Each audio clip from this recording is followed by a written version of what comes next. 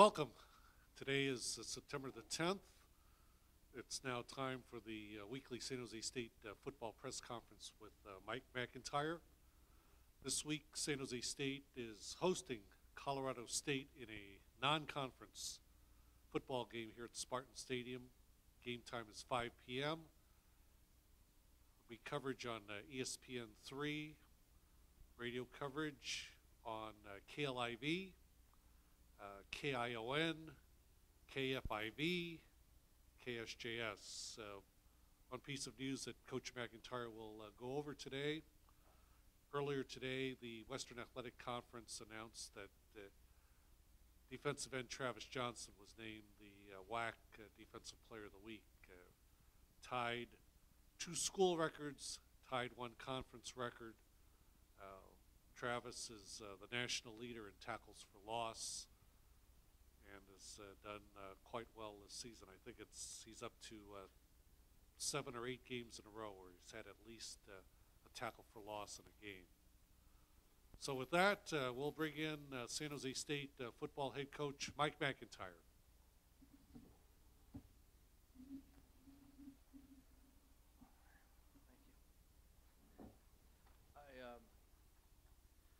We're excited about Travis Johnson getting the WAC Defensive Player of the Week. He had a phenomenal game for us, 4 sacks, 6 tackles for loss, and helped us be able to be successful against a very good Davis team that had us on our heels for a few minutes there, and our kids reacted well. So I was pleased of how they finished the game and everything like that. And we're getting ready for a Colorado State team that we barely escaped with a win last year at their place. I know they'll be coming here with total revenge on their mind. They had a big win against Colorado in their opener. They lost a year ago to Colorado by 14 points. And they had a tough loss last week against North Dakota State, which won the 1AA National Championship last year, which is an excellent coach team by Coach Craig Bowl, who I've known for a long time. And they did an excellent job against them. So it's going to be a tough battle for us. They got some really good running backs. Last week, number 6 was hurt for them. Chris, I can't pronounce his last name, I think Nowaki. Very good player. And I think he's going to be back this week, which gives him some really good firepower. And he ran well for them before. Their quarterback has been doing a good job. He has some good receivers to go to. They have a big tight end, number 10, who reminds me a little bit of Brian Otten. He is Crockett Gilmore. He's 6'6", 245 pounds, can really catch. I think he had a 75-yard touchdown catch in the game Saturday. Very, very good player. Defensively, number 56, Shaquille Barrett is an excellent pass rusher, makes a lot of good plays for him, and he wreaks havoc on the quarterback. It's going to be a tough test for us Saturday. We're excited about playing home again. Second home game in a row. Had a great student body out there Saturday. It was a lot of fun. Our kids really enjoyed the student body and the fans. It was a great day to honor Phyllis Simpkins and all that she's meant to our program. And glad we were able to send her family off with a big smile and with a W. So that was a good feeling for us. Take any questions at this time. Going up against a team that's going to be in your conference next year, does that add some importance to this game to kind of maybe introduce yourself a little bit to the Mountain West?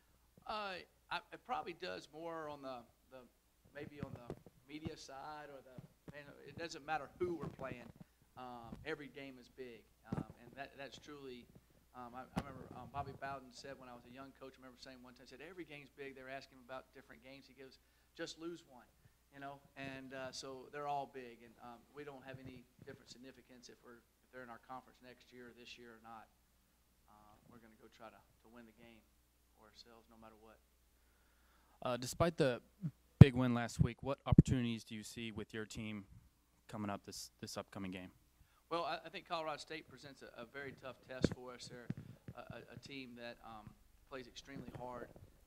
They've played. They have the head coach, their staff there is an excellent staff. Coach McElwain, who was the offensive coordinator at Alabama and won national championships and very, very successful.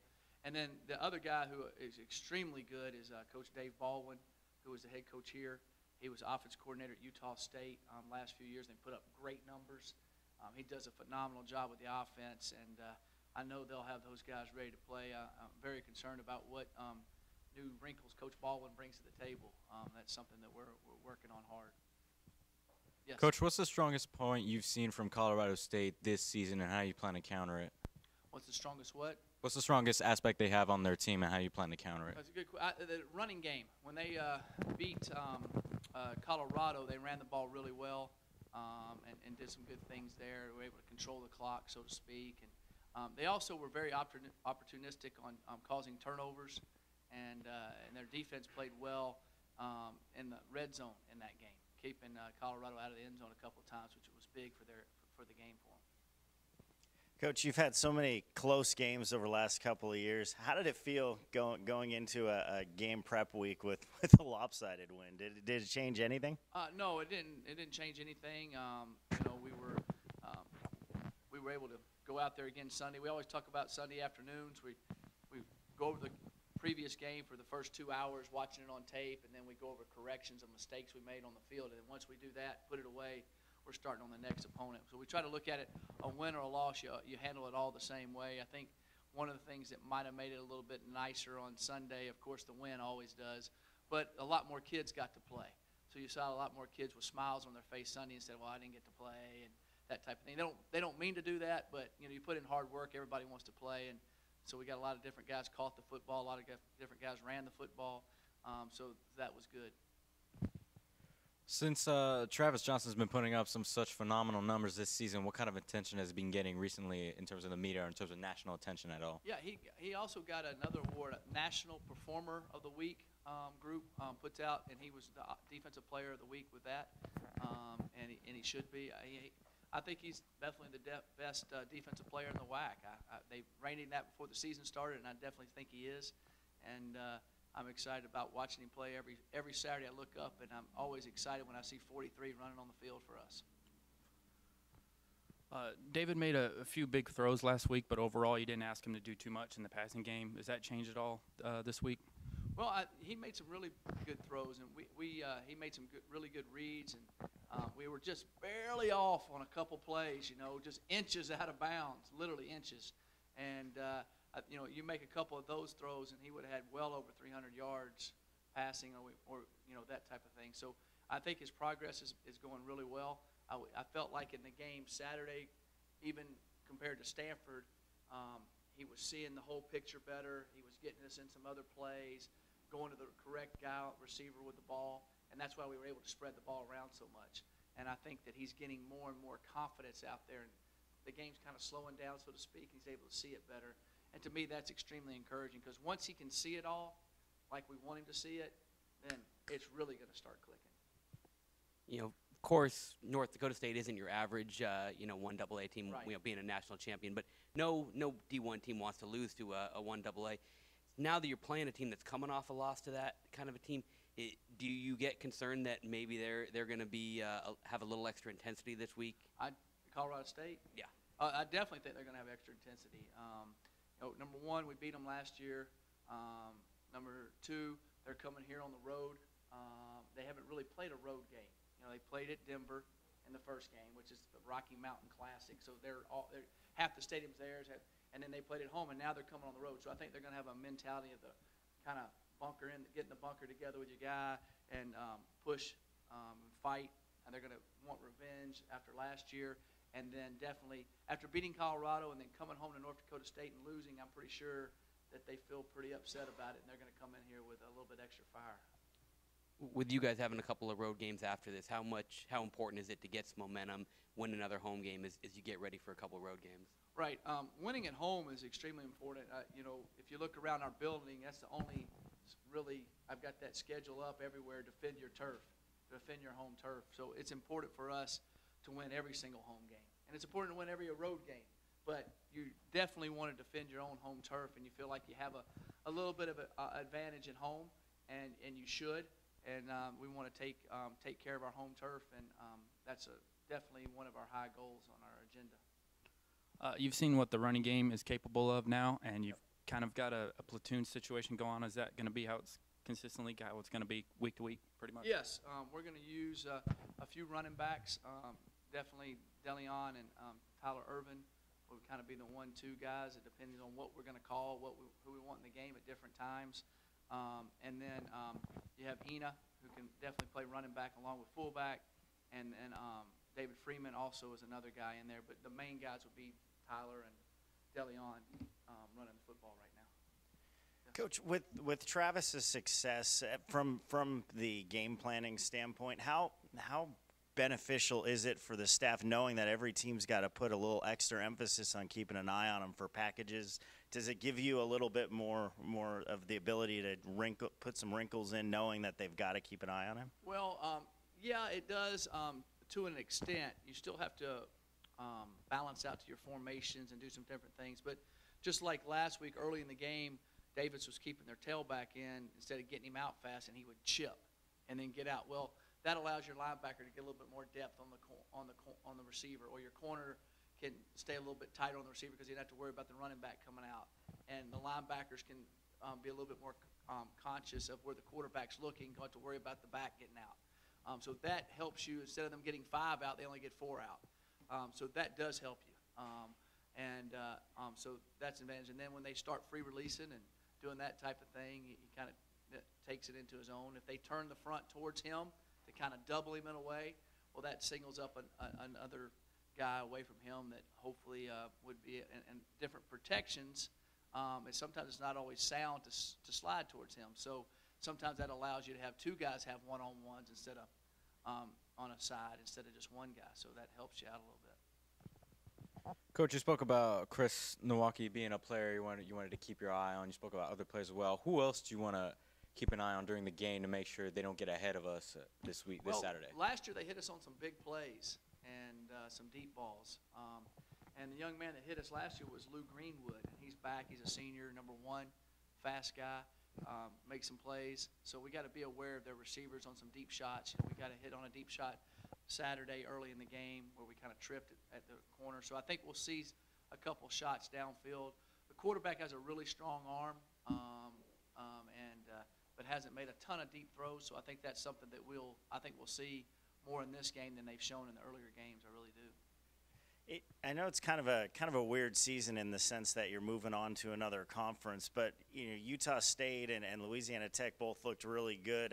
How much pride does that still give you that the conference is representing itself well, knowing you're going to get to play both of those teams at home later? It gives me a lot of pride. I was so happy when Utah State beat Utah, and very excited about that. Our kids were excited for Utah State, and Gary's done a super job there, and really proud of what he's doing. And Texas State beat Houston, and then Louisiana Tech beat Houston. So I think that bodes well for our conference. And so I'm always excited that everybody in our conference is out of conference is winning. The only game I want them to lose is when they play us. And so if we'll take care of our own business, then we don't have to worry about anything else. 2 games, and you haven't lost any guys to injury. No, same starters coming back. I mean, how big is that this team is healthy? I mean, obviously that a little bit of luck comes into play, but the fact that you guys are in such great shape that you are staying healthy. Yeah, we are staying healthy. It's always good to be able to have those guys in play, and then we're able to rotate more guys, especially on the defensive front, which really helps us. It's good to see them not falling like flies. And I think we're in really good shape. I think we play hard. I don't think we wear down, and I think that's kind of showed in our first 2 games. And now somehow I've got to get them. Maybe I'll have them all drink a Red Bull before they run out this week. I don't know, but we got to start out a little bit faster. For the defense to be able to force some turnovers in the second half, and kind of seemed like they smelled blood late in that game. And how big was that you saw them? Because you guys need turnovers to be able to. Right. Turnovers, I think, is one of the biggest statistic in college football. Is the turnover key. Always being on top of that. But yeah, I definitely think that our kids. Last year, we went through a ton of games where we got up and the team came back and we won, or we got up and the team came back and beat us. And I think when we got up here and kind of got rolling, they didn't relax. They didn't kind of say, wow, we got up. They really sort of they kind of just put the pedal to the metal and decided to go. And I think that's because a lot of those guys have been through that experience before, a lot of the players out there. And you're right. I hope they do smell blood in the water, so to speak. That's important for us to do.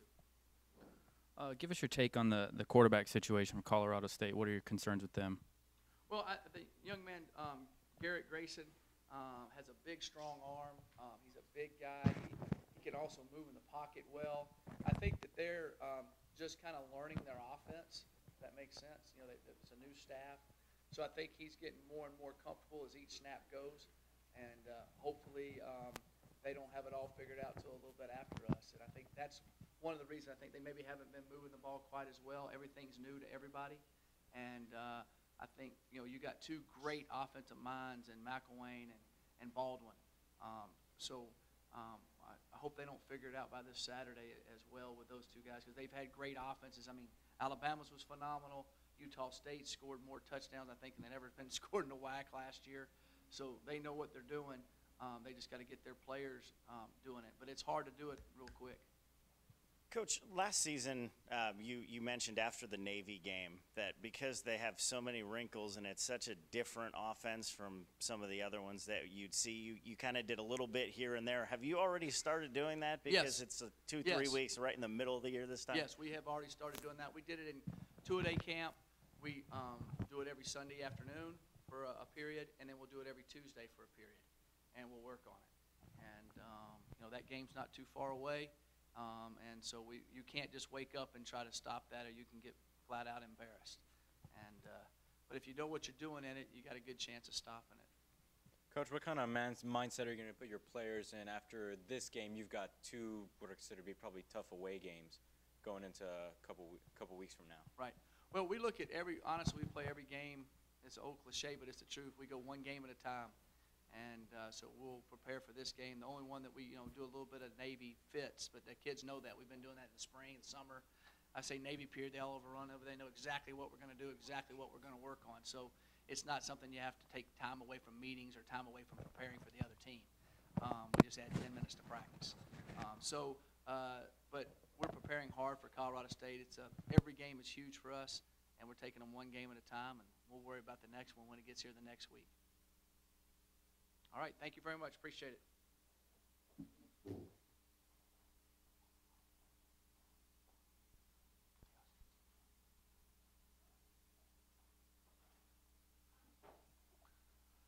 Okay, that'll do it for this week. A few reminders that the Mike MacIntyre Show tapes Wednesday night, September the 12th, 6 p.m.